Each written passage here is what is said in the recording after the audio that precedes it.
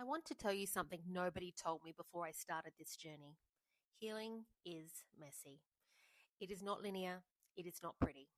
It does not look like a glowing transformation or a woman who has finally just figured it all out. It's not an Instagram worthy post of me in a field of flowers dancing in the sunlight.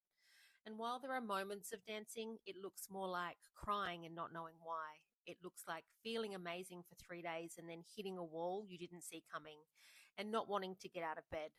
It looks like doing all of the right things and still feeling stuck. It even looks like a hip pain on a random weekend that cracks you wide open. That is what healing actually looks like. And today I'm going to tell you my story, the real one, because I think the magnitude of where I've come from matters, especially if you're going to understand what I mean when I say healing is possible. Welcome back to the Wonders Within podcast. I'm Nikki Denham, founder of Wellness Wonders Australia, and no heavy teaching today, just my honest voice, my real journey, and everything I wish someone had told me sooner. So I did not have a soft beginning. I didn't meet my dad until I was 13. My childhood with my mother and my stepfather was traumatic and abusive. I was the eldest of 6 children, and from a young age, I became the one who held everything together, the one who raised the younger ones, the one who absorbed what needed to be absorbed so they didn't have to. I left home at 16, no safety net and no plan, just a fierce, quiet knowing that whatever came next had to be better than what I was leaving behind. I married at 20, I had 3 beautiful children, and I built a career. And for 17 years, I had a marriage with genuine love in it, real, unconditional love that I am forever grateful for. But even inside that love, I felt something missing, a restlessness that I just couldn't name, a feeling that I was living on the surface of my own life rather than inside it.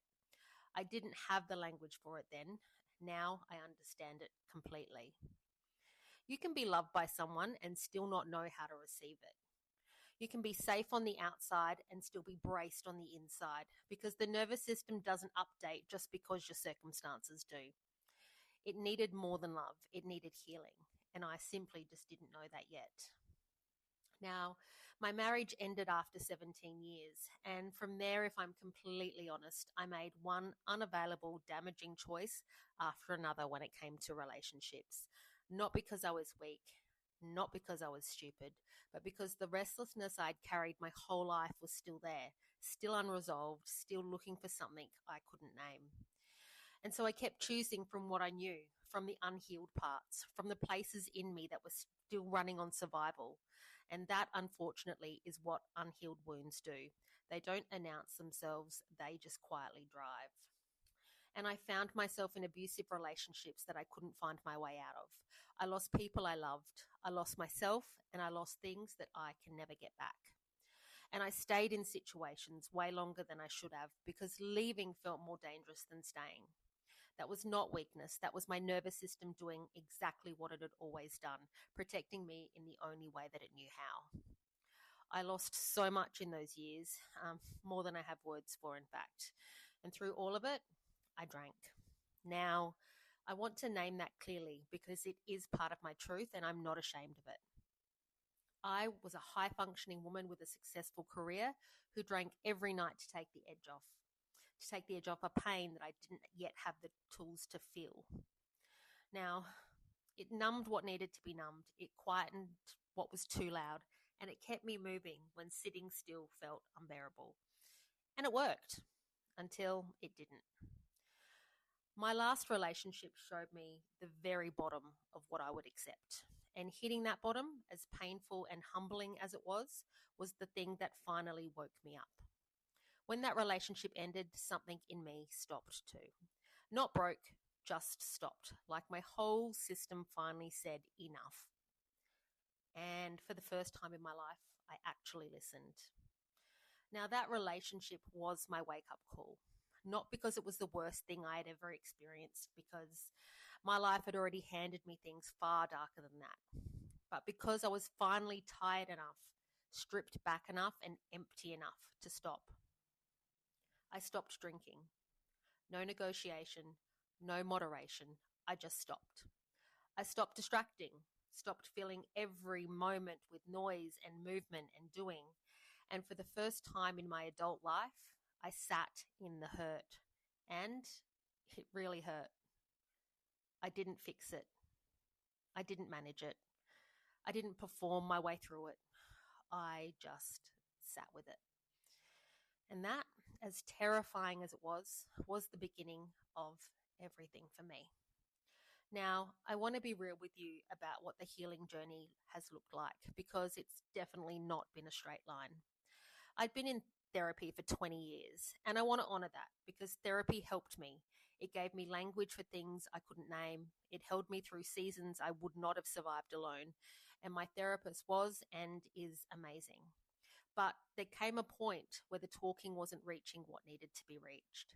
The body still held it, the pattern still ran, and the nervous system still responded to the present as if it were the past. That is when I found the somatic work, the breath work, the nervous system regulation, the practices that reach into the tissue and begin to move what words simply cannot. And that work, combined with finally choosing to feel rather than numb, changed everything. Now, I have cried in ways I didn't even know that I was capable of. I've shaken and trembled and felt things move through my body that had been locked there for decades.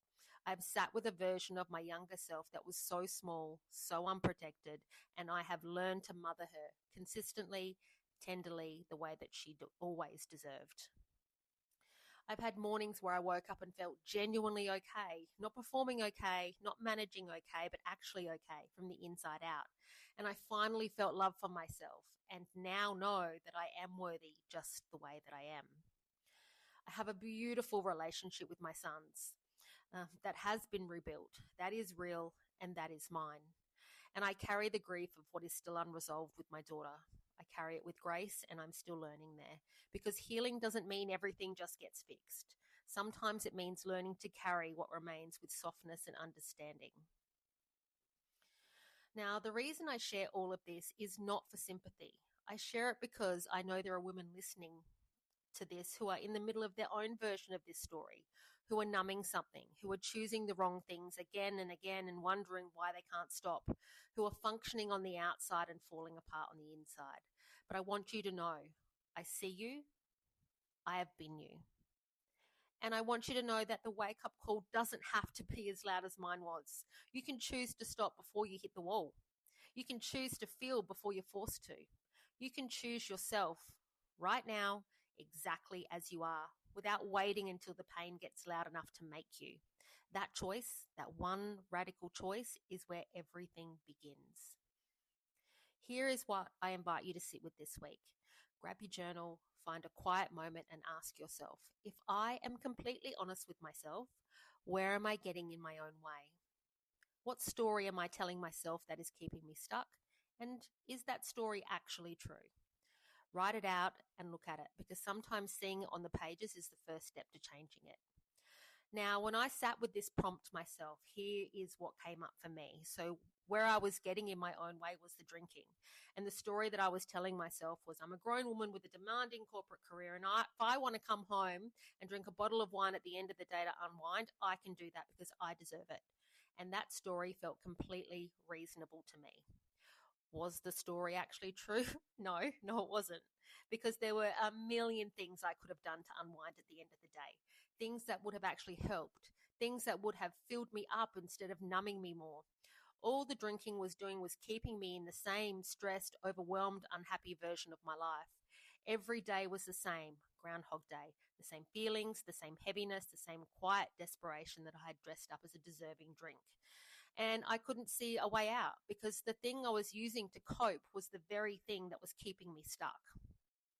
And that's what an unchallenged story does. It doesn't feel like a lie. It feels like logic until you write it down and look at it, and then you cannot unsee it.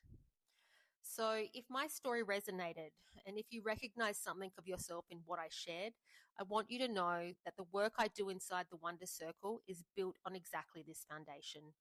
Not perfect wellness, not curated healing, real work, somatic practices, nervous system regulation, breath work, and inner child healing.